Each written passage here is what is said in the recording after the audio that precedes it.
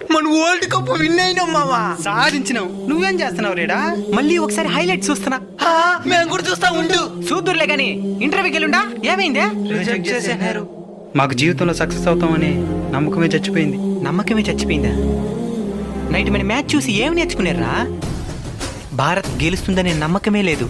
ఇద్దరు బ్యాట్స్మెన్లు ఫామ్ లో ఉండి 30 బాళ్ళకి 30 రన్స్ మాత్రమే కొట్టాల్సిన పరిస్థితి నుంచి పోరాడి 7 పరుగుల తేడాతో ఘన విజయం సాధించిన మన టీమిండియాని చూసి మనం ఏం నేర్చుకున్నాం? మన భారతీయుల చేతి అవమానించబడి చివరికి తన భార్య చేత కూడా తిరస్కరించబడిన ఒక వ్యక్తి దృఢంగా నిలబడి పోరాడి మన జాతీయ జెండాని ప్రపంచ దేశాల ముందు గర్వంగా ఎగరేసినాడు. ఆయన్ని చూసి మనం ఏం నేర్చుకున్నాం? కేవలం 11 మంది పోరాడి 140 కోట్ల భారతీయుల్ని గర్వపడేలా చేయగలిగితే మనం పోరాడి కనీసం మన కుటుంబాన్ని గర్వపడేలా చేయలేమా? చేయగలం. Congratulations team India. మీరాడిన ఆట మాకెన్నో జీవిత పాఠాలను నేర్పించింది. సెల్యూట్.